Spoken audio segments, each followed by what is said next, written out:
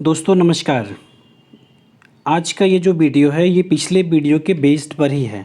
हमने पिछले वीडियो में आपको आर्टिकल के बारे में बताया था कि आर्टिकल से रिलेटेड जो एरर हैं उनको हम फाइंड आउट कैसे करते हैं। ठीक है, तो हम बेसिकली आर्टिकल में जो बेसिक्स पॉइंट हैं वहाँ ना जाके हमने कंपटीशन लेवल की जो आर्टिकल के एरर होते हैं वो मैंने आपको पॉइंट आउट किया था।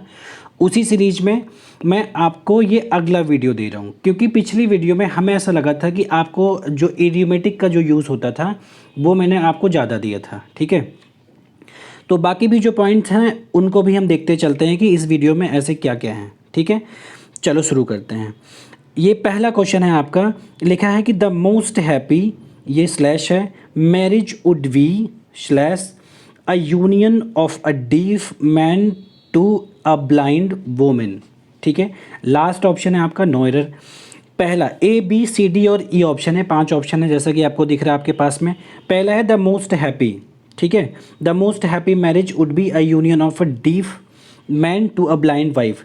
ये कह रहे हैं कि जो सबसे हैप्पी मैरिज का जो कॉन्सेप्ट होता है वो ये होता है कि एक ऐसा कॉम्बिनेशन होना चाहिए जिसमें union of a deaf man, जो बहरा आदमी हो, ठीक है, टू अ ब्लाइंड वुमेन, एक बहरे आदमी की अगर एक अंधे औरत से जो जोड़ी होती है तो ये बेस्ट कॉम्बिनेशन है। ये ऐसा माना जाता है, ऐसा लोग कहते हैं। ये मजाक में ही बोलते हैं, क्यों? क्योंकि उनको ये लगता है, मजाक में इसलिए बोलते हैं क्योंकि उनको ये लगता है कि ना अगर हस्बैंड कुछ सुनेगा और ना बीवी कुछ देखेगी तो झगड़ा होने का कोई मतलब नहीं रहेगा। ठीक है, चलो, इसमें आपको मैंने बताया था कि आप एक हमेशा अपने साथ में जब भी ऐसे वीडियोस आप देखें तो हमेशा एक पेन और कॉपी लेके बैठें आप, क्योंकि जो कॉन्सेप्ट मैं बता रहा हूँ, जो रूल्स मैं बताऊँगा आपको उसको नोट तो करना ही पड़ेगा।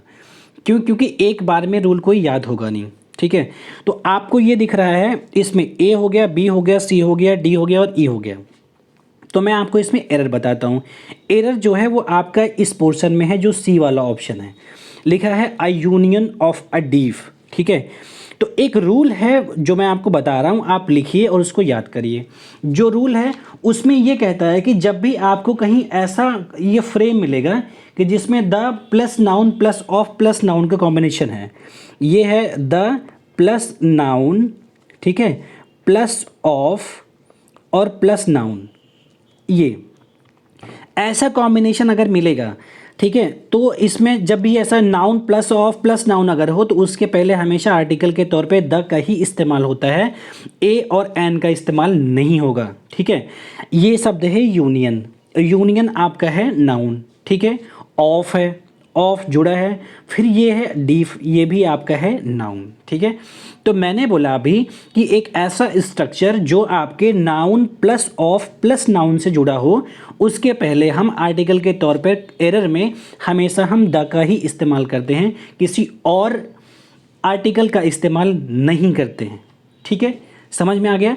तो ये जो कॉन्सेप्ट है आपका the plus noun plus of plus noun, अगर ऐसा आपको फ्रेम मिलता है तो उसके पहले हम हमेशा द का ही इस्तेमाल करते हैं, किसी और का इस्तेमाल नहीं करते हैं। समझ में आ गया? मैं उम्मीद करता हूँ कि ये क्वेश्चन आपके समझ में आया होगा। ठीक है, अब चलते हैं हम अगले पे। अगला आपके पास है, लिखा है कि John suggested to his brothers that they should go to school regularly and do their homework sincerely, no error। ठीक है, ये आपके पास भी 5 ऑप्शन हैं, ए बी सी डी और ई। अगर आपके स्ट्रक्चर में कोई गलती नहीं है तो आप ऑप्शन चुनेंगे ई, नहीं तो जो गलती है आपको फाइंड आउट करना है। ठीक है, अब इसमें बहुत ही बेहतरीन क्वेश्चन है, बहुत ही अच्छा क्वेश्चन है, आप इसको ध्यान से सुनिएगा, ध्यान से सोचिएगा, अमल करिएगा, लिखिएगा, याद करिएगा। मैं गारंटी लेता हूँ कि अगर आप जो पॉइंट्स मैं बताता चल रहा हूँ अगर आपने ध्यान दिया तो हो सकता है कि गलती ना होने के बराबर, मतलब ना के बराबर चांस हो कि आप गलती करें जब भी कभी कॉमन एरर से क्वेश्चन आएंगे तो। ठीक है, इसमें लिखा है John suggested to his brothers that they should go to school regularly and do their homework sincerely.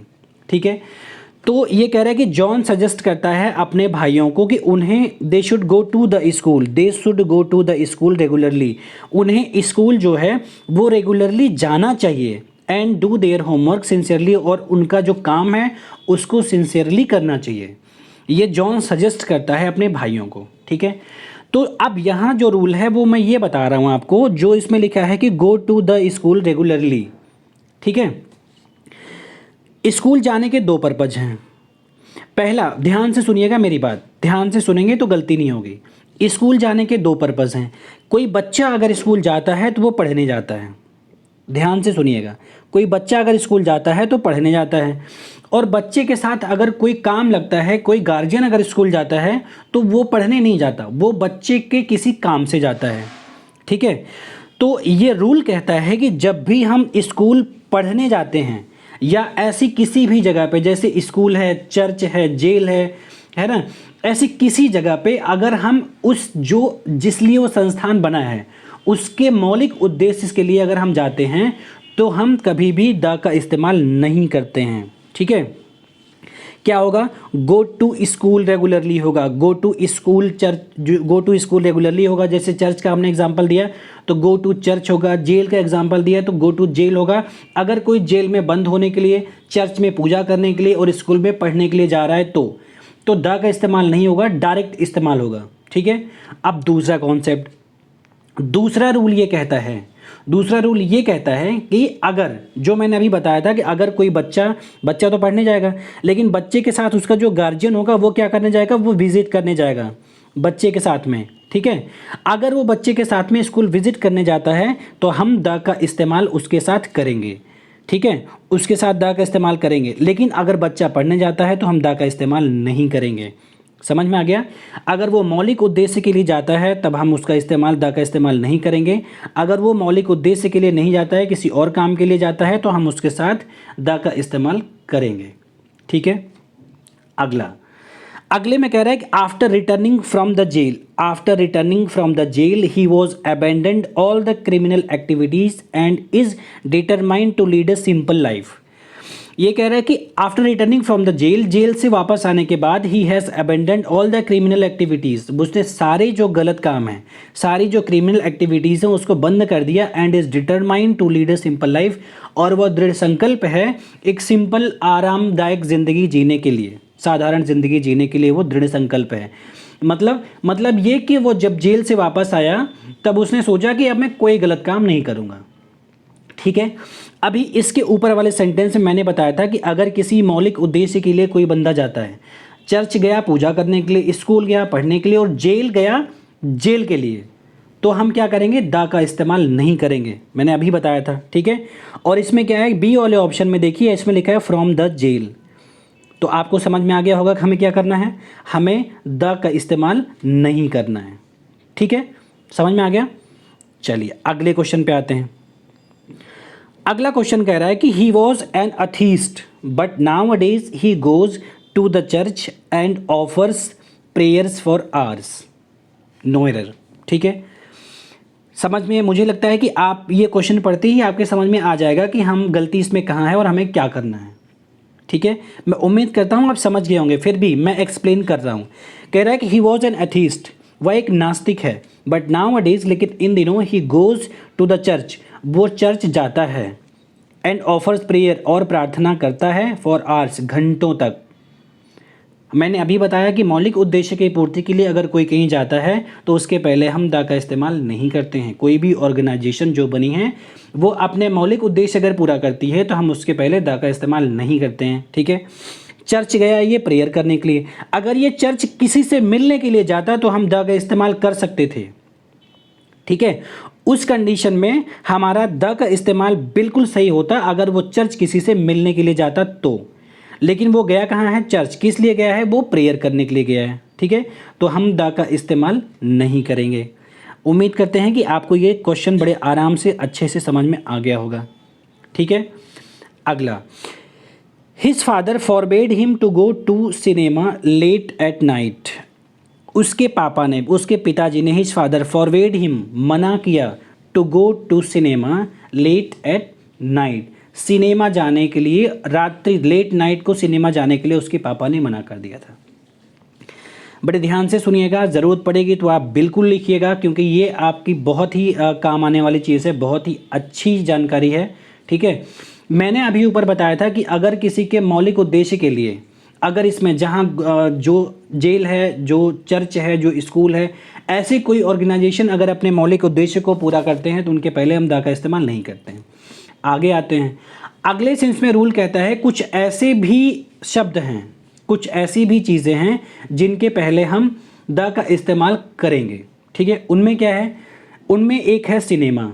Note करिएगा मेरी बात, सिनेमा, ये है सिनेमा। ठीक है, इसमें सी गलत है। सी में आपका इसमें क्या होगा कि टू द सिनेमा का यूज़ होगा, है ना, टू द सिनेमा। ठीक है, अब और भी मैं शब्द बताता हूँ जिनके पहले द का इस्तेमाल होता है। जैसे मैंने बताया कि गो टू द सिनेमा हम कहेंगे। ठीक है, उनमें नोट करिए, मैं और भी शब्द बता रहा हूँ। सिनेमा अगर हो, सर्कस अगर हो, थिएटर अगर हो, ओपेरा अगर हो, स्टेशन अगर हो, ऐसे कोई भी, ये जो हैं ये शब्द नहीं है, ये इडियोमेटिक यूज़ है इसका। हम गो टू सिनेमा के बदले में हम गो टू द सिनेमा बोलेंगे ही बोलेंगे, गो टू द सर्कस बोलेंगे ही बोलेंगे, गो टू द थिएटर बोलेंगे ही बोलेंगे, गो टू द ओपेरा बोलेंगे, गो टू द स्टेशन बोलेंगे। इडियोमेटिक है, एज इट इज़ यूज़ होगा। ठीक है, उम्मीद करते हैं कि ये भी समझ में आपके आया होगा। अगली चलते हैं अगले क्वेश्चन पे। अगला क्वेश्चन कह रहा है the fact that the compact car is better than conventional car has been proved by its sale. ठीक है, नो एरर। कह रहे द फैक्ट, ये फैक्ट दैट कॉम्पैक्ट कार, ये कहता है, फैक्ट क्या कहता है कि कॉम्पैक्ट कार जो है, जो छोटी कार होती है, इज़ बेटर, बेहतर होती है, देन कन्वेंशनल कार्स, जो परंपरागत कार होती हैं उनसे कॉम्पैक्ट कार जो है वो बेहतर होती है। ये कह रहा है has been proved by its sale, इसकी बिक्री के द्वारा ये प्रूव हो गया, ये प्रमाणित हो चुका है कि इसकी बिक्री के द्वारा ये प्रमाणित हो चुका है कि जो कॉम्पैक्ट कार है वो बड़ी कार, जो कन्वेंशनल कार आती हैं उनसे बेहतर होती हैं। ठीक है, तो इस पार्ट में मैं ये आपको ये बताना चाहूँगा कि कोई एरर नहीं है, नो एरर है। ठीक है, आप पढ़े, कोई कुछ गलत नहीं है, सब सही है इसमें चारों पार्ट, तो इसमें नो एरर है। ठीक है, आगे आते हैं अगला क्वेश्चन। अगला क्वेश्चन कह रहा है there was little milk in the bottle and she gave it to the baby when it started weeping. No error. ठीक है, पहला है ए बी सी डी और नो एरर। इसमें कह रहा है कि द लिटिल मिल्क, जो थोड़ा दूध था, द लिटिल मिल्क, ठीक है, इन द बॉटल, जो बॉटल में थोड़ा दूध था, she gave it to the baby, उसने बेबी को दे दिया, बच्चे को दे दिया, व्हेन, जब, इट स्टार्टेड बीपिंग, जब उसने रोना शुरू कर दिया था। ठीक है, ध्यान से देखिएगा मेरी बात। मैंने पिछले वीडियो में आपको बताया था, मुझे याद है पिछले वीडियो में मैंने बताया था आपको कि लिटिल का यूज़ कहाँ होता है, अ लिटिल का यूज़ कहाँ होता है और द लिटिल का यूज़ कहाँ होता है। ठीक है, मैंने आपको बताया था कि लिटिल का मतलब कुछ नहीं होता, बिल्कुल ज़ीरो। अगर एक गिलास में दूध हम निकालते हैं, अगर हम बोलते हैं कि आई हैव लिटिल मिल्क, इसका मतलब कि मेरे गिलास में दूध है ही नहीं, बिल्कुल ना के बराबर है। अगर हम बोलते हैं I have a little milk, इसका मतलब कि थोड़ा बहुत दूध है मेरे पास। अगर हम बोलते हैं कि I have the little milk, मतलब कि जितना दूध है, जितना दूध हो सकता है वो सब है, गिलास भरा है, पूरा फुल है, तो द। ठीक है, अगर आधा है तो आ, अगर बिल्कुल नहीं है तो ना ए लगाएंगे या आ लगाएंगे ना द लगाएंगे। ठीक है, तो लिटिल बोलेंगे। लिटिल का मतलब कुछ नहीं होता। अब ध्यान से देखिएगा मेरी बात, इसमें कह रहा है कि देयर वॉज लिटिल मिल्क, अगर थोड़ा दूध है ना, in the bottle and she gave it to the baby, baby को वो तब देगी जब उसमें थोड़ा बहुत दूध तो होगा तभी तो ना, अगर बिल्कुल दूध नहीं होगा तो नहीं दे पाएगी। अगर उसने बेबी को दिया है तो इसका मतलब कि थोड़ा बहुत बॉटल में दूध है। ठीक है, अगर थोड़ा बहुत बॉटल में दूध है तो जहाँ लिटिल लिखा है, लिटिल से पहले ए का इस्तेमाल होगा ही होगा। ठीक है, समझ में आ गया होगा कि अ लिटिल क्या होता है, लिटिल क्या होता है और द लिटिल क्या होता है। उम्मीद करते हैं कि समझ में आया होगा। ठीक है, चलते हैं अगले क्वेश्चन पे। लिखा है he leads a very busy life so he goes everywhere by a car. A है, बी है, सी है, डी है और ई है। लिखा है he leads a very busy life, वह बहुत ही व्यस्त ज़िंदगी गुजारता है। ठीक है, सो ही गोज़ एवरीवेयर, इसलिए वो हमेशा जाता है हर जगह, कहाँ, बाय अ कार, एक कार से।